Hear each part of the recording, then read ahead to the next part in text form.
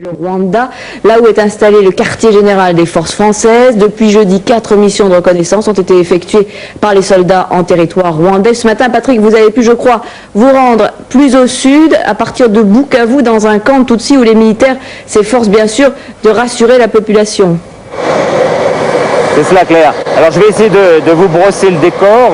À Goma, nous sommes ici à quelques kilomètres de la frontière du Rwanda. Nous sommes en territoire zaïrois. Nous sommes à la pointe nord du lac Kivu et à la pointe sud, il y a une ville qui s'appelle Bukavu. Alors maintenant, nous allons passer de l'autre côté pour que vous compreniez mieux. Nous sommes au Rwanda et c'est toute cette zone que nous avons sillonnée aujourd'hui. Alors là, vous avez en face de l'endroit où nous sommes, vous avez Gisenyi et puis au sud du lac Kivu, vous avez le camp de Shengugu.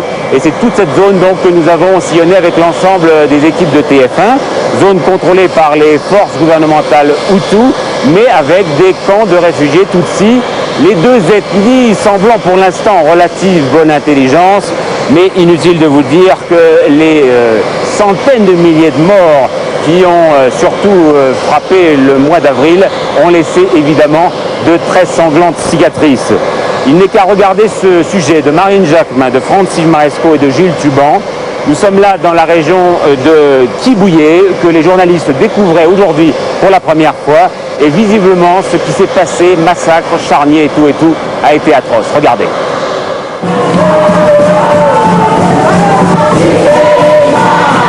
C'est dimanche à l'église pentecôtiste de Kibuye, les fidèles prient.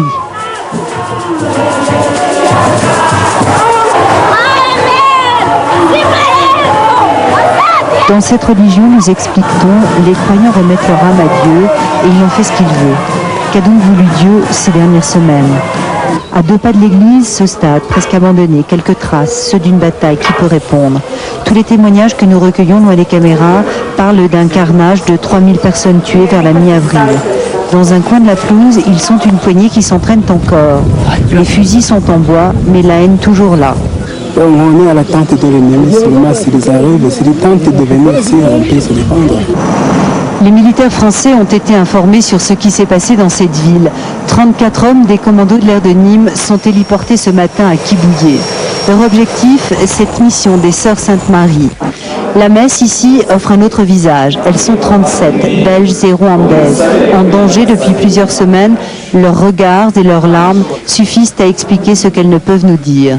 Non, ça je ne peux pas vous dire. Je crois que c'est mieux pour tous de ne pas vous dire. Personne ne prévoyait que ça pouvait prendre vraiment une telle envergure. Nous sommes contents de vous voir. Leur confiance acquise, elles commencent à nous parler les unes après les autres. Elles confirment les massacres du stade, au moins 3000 personnes. Le Home Saint-Jean, où tout le monde chante aujourd'hui, assassins et survivants frappés par la même amnésie. Moi, je ne sais pas, je suis un réfugié. Enfin, moi, je ne sais pas parce que j'étais à Kigali. Les morts ont été ensevelis dans les carrières et les forêts tout autour de la ville et le périple macabre ne s'arrête pas là. Sur la route, ce village de Gisenyi, où il y aurait une fosse commune de plusieurs centaines de personnes, les barrages ici sont toujours aussi agressifs. Il n'y a pas eu de massacre de Tutsis? Non. Un peu plus loin, ces maisons de Tutsis détruites. Le militaire des forces armées rwandaises a sa version des faits. Ils commencent par enlever le cœur, ils arrivent des reins, ils arrivent des estomacs, ils crèvent des yeux et tout le bazar. Ce sont des assassins, des vrais assassins. Ne vous pas. Affabulation, mensonge, vérité, les enquêtes sur ces massacres ne font que commencer. Il faudra avoir beaucoup de courage pour écouter tous les récits de ces atrocités. Pendant ce temps, aujourd'hui, dans le nord-ouest du pays, l'armée française a réalisé son intervention la plus profonde dans le territoire rwandais, à peu près une centaine de kilomètres, dans cette zone donc, qui est toujours contrôlée par l'armée gouvernementale rwandaise. Naïda Nakat, Sébastien Renouille et Jean-François Coruble étaient avec les hommes du colonel Sartre et ils ont par ailleurs, vous allez le voir, rencontré l'envoyé spécial de Jean-Paul II, le cardinal Etchegaray. Les 40 soldats sénégalais ont fait la fête ce matin sur l'aéroport de Goma. C'est la seule troupe non française qui participe à l'opération turquoise. Le dispositif militaire a encore été renforcé. La mission de l'armée aujourd'hui, pénétrer dans le territoire rwandais pour évaluer les besoins des habitants. Nous sommes dans le nord du Rwanda, une région totalement contrôlée par l'armée gouvernementale et les milices Hutus. Est-ce qu'il reste des Tutsis ici? Ils se cachent. Ils vivent en cachette. Pourquoi les Tutsis vivent en cachette? On ne sait pas. On ne sait pas pourquoi. Peut-être qu'ils ont peur d'être tués, non? Peut-être. En fait, ici, dans le nord du Rwanda, il ne reste pratiquement plus de Tutsis. Pour les Hutus de cette région, il semble donc évident que l'armée française est venue pour les aider, même si les soldats français évitent soigneusement de prendre contact avec les autorités Hutus sur place. À 5 km de la frontière zaïroise, une mission religieuse saccagée témoigne d'un massacre qui a eu lieu suite à l'attentat contre le président Habyarimana le 6 avril dernier. Aujourd'hui, 300 réfugiés Hutus sont installés dans la mission. Ils ont fui les régions conquises par les rebelles du FPR. Ici, les soldats français sont accueillis comme de véritables héros. Quand ils quittent le camp, leur jeep est couverte de fleurs, un camouflage très particulier. Sur le bord de la route de Goma, nous rencontrons le cardinal Etchegaray, envoyé spécial du pape Jean-Paul II. L'Église a été quand même vraiment affaiblie, décapitée. Et alors cette Église qui a travaillé beaucoup ici mérite quand même un réconfort. Mais c'est tout le peuple rwandais qui attend de la part du pape, c'est sûr, un message d'espérance pour l'avenir. Mais pour l'instant, les Hutus que nous avons rencontrés ici rêvent surtout de récupérer les territoires qu'ils ont perdus. Nous allons maintenant nous rendre dans la capitale, Kigali, où nous attend une autre de nos équipes, celle de Loïc Bérou, de Jean-François Monnet et de Thierry Marthez. Ils ont voulu savoir si le front patriotique rwandais était toujours aussi hostile à l'intervention militaire. Vous allez voir, apparemment toujours autant. Écoutez bien. Quelques soldats du Front patriotique du Rwanda écoutent désœuvrés la radio des milices Hutus, les Interamwe, qui émettent depuis le centre-ville de Kigali.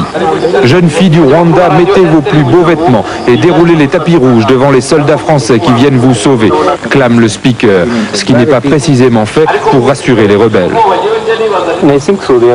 Oui, c'est sûr, ils sont très satisfaits depuis que les Français ont franchi la frontière. Il est évident qu'ils en attendent beaucoup. Et vous, à quoi vous attendez-vous? On peut toujours leur accorder le bénéfice du doute. Il est probable qu'ils sont venus pour faire de l'humanitaire, ainsi qu'ils l'ont dit. Je ne crois pas qu'ils tentent quelque chose d'aussi stupide que de tromper le monde entier qui leur a donné un mandat pour faire de l'humanitaire ici, et rien d'autre. Les premières incursions françaises en territoire rwandais semblent en effet avoir atténué les inquiétudes du FPR. Ces inquiétudes n'en restent pas moins réelles, comme en atteste son président, Alexis Kanyarengwe. Une action humanitaire en tant que telle, elle est vraiment appréciable. Je ne m'opposerai pas à une action en tant que telle. Mais c'est lorsque cette action, soi-disant humanitaire, cache autre chose. Et nos appréhensions, c'est surtout dû au passé, suite à la présence des troupes françaises ici dans notre pays. Le Front patriotique du Rwanda contrôle à présent toute la périphérie de Kigali, dont l'aéroport et le grand stade de la capitale.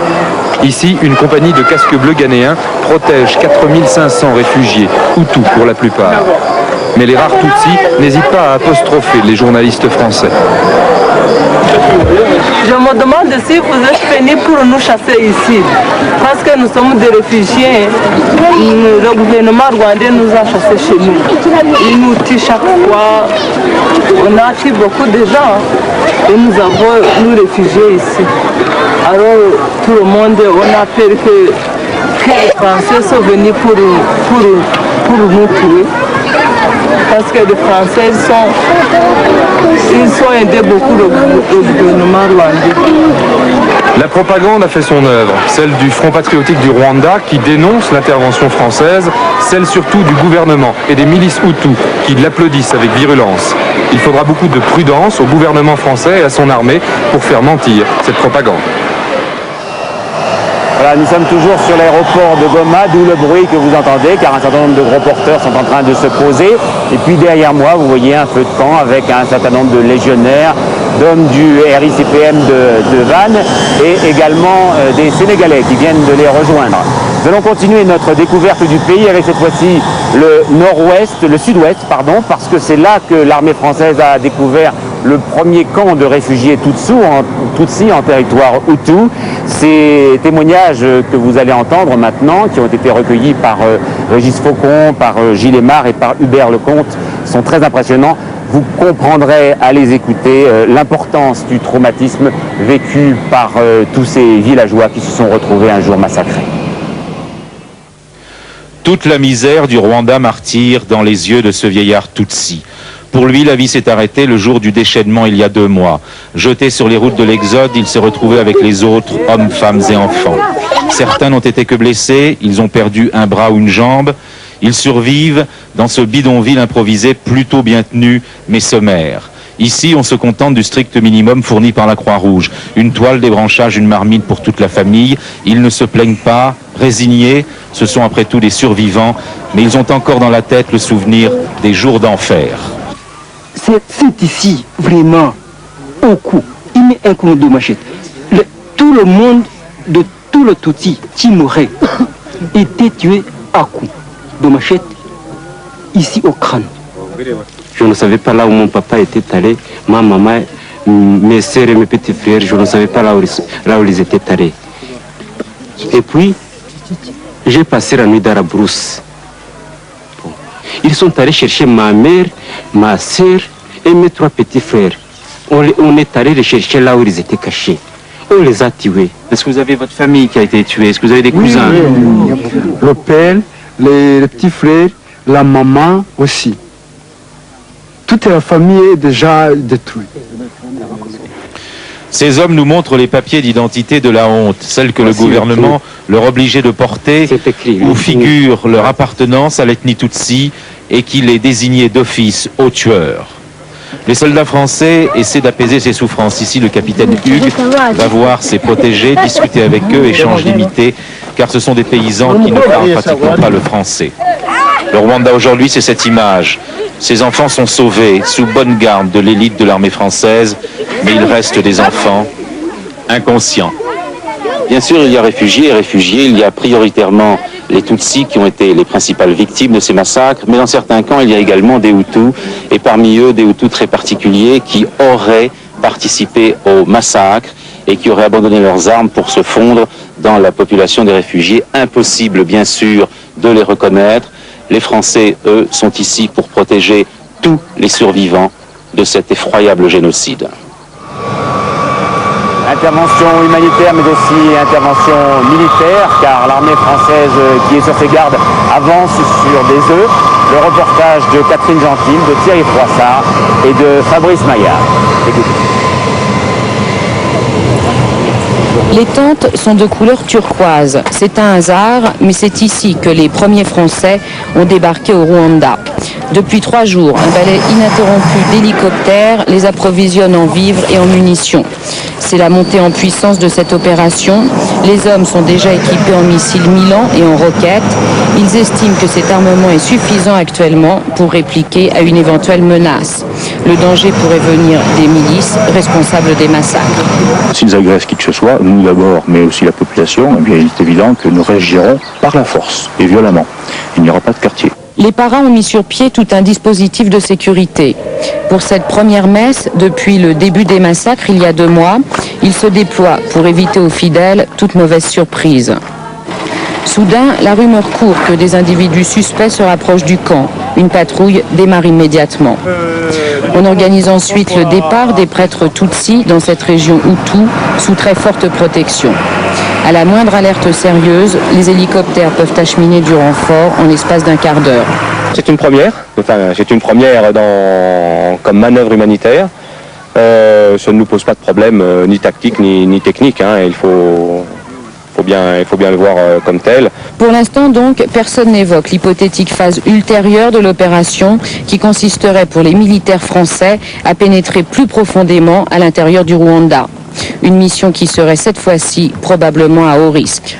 D'après les militaires, Turquoise se passe bien, très bien, et le camp ici est un peu la vitrine de la réussite de l'opération. Les Français veulent que ça se sache, et l'armée fait preuve d'une remarquable coopération pour faciliter le travail des journalistes. Avec nous, le général Lafourcade, qui est le patron de l'opération Turquoise, donc l'ensemble de cette opération française au Rwanda. On a l'impression que la première phase de votre opération est surtout diplomatique. Vous avez essayé de convaincre les gens qui sont en face de vous que finalement vous veniez dans un bon esprit. Alors, écoutez, nous avons commencé à la fois initialement à remplir la mission que nous a confiée l'ONU, mission d'arrêter les massacres au Rwanda. Et à la fois, nous mettons en place un dispositif que vous voyez important. Ce dispositif, il faut quelques jours pour le mettre en place, mais nous ne voulions pas attendre avant d'aller au Rwanda, faire les premières reconnaissances sur les camps de réfugiés et commencer à faire de la présence pour arrêter les massacres. Je crois qu'initialement, cette mission se déroule dans de bonnes conditions. Est-ce que vous envisagez d'aller plus loin, par exemple jusqu'à Kigali ? Alors, il n'est pas prévu dans mon mandat de l'ONU, qui est la résolution 929, d'aller à Kigali. Mon mandat, c'est d'arrêter les massacres en employant la force si nécessaire contre les trublions qui ont commis toutes les exactions que vous connaissez. Je commence par faire des découvertes de camps de réfugiés. Nous en faisons un bilan, un constat pour que les organisations humanitaires puissent les prendre en compte. Au besoin, vous pourriez les évacuer ? Alors, pour l'instant, il n'est pas question d'évacuation à mon niveau, mais les organisations humanitaires derrière vont prendre en charge ce problème. Et nous avons actuellement dans notre force une cellule qui s'occupe particulièrement de ce problème en liaison avec les organisations humanitaires. Alors, on sent bien que votre mission est de faire le point de jonction jusqu'à l'arrivée des troupes de l'ONU. Est-ce que c'est vraiment fin juillet, comme on le dit, ou comme l'a dit le Premier ministre, que devrait se terminer votre mandat, le mandat précis des forces françaises ? Alors vous savez qu'actuellement un certain nombre de pays étrangers se sont volontaires pour participer à cette force de l'ONU qui s'appellera MINUAR 2. Dans le mandat que j'ai reçu de l'ONU, que la France a reçu de l'ONU, il était prévu un délai d'environ 2 mois. Je ne sais pas où en sont actuellement cette montée en puissance, mais je pense qu'en liaison avec le général Dallaire qui se trouve à Kigali et qui commande actuellement la force MINUAR 1, nous organiserons ce passage de témoins et ce relais. Bien. Merci beaucoup, Général Lafourcade. Claire, voilà, se termine ainsi cette page spéciale. Pardonnez-moi, je n'ai pas pu dialoguer avec vous parce que nous avons eu d'énormes problèmes de son. J'espère que vous avez reçu et toutes les images et tout le son que nous avons adressé en direct de Goma. C'était une première. Demain, nous nous retrouverons à Paris pour une autre page spéciale consacrée au Rwanda, car nous n'avons pas le droit de fermer les yeux sur ce qui s'est passé en avril, en mai, en juin et peut-être même encore en ce moment même. Merci au nom de Philippe Perrault, de Jean-François Tissot et de toute l'équipe, et la suite de l'actualité avec vous, Claire. Merci beaucoup Patrick et merci encore une fois à toutes les équipes de TF1 nous avons fait vivre cette opération turquoise, cette opération militaire française au Rwanda. Un dernier mot sur cette opération pour vous dire qu'il y a eu des manifestations cet après-midi dans les rues de Bruxelles, devant l'ambassade de France. Plusieurs centaines de personnes originaires du Rwanda et du Zaïre ont voulu protester contre la présence militaire française au Rwanda et contre le régime du président Mobutu. Au Zaïre, vous voyez, une manifestation assez violente. Voilà avec nous donc.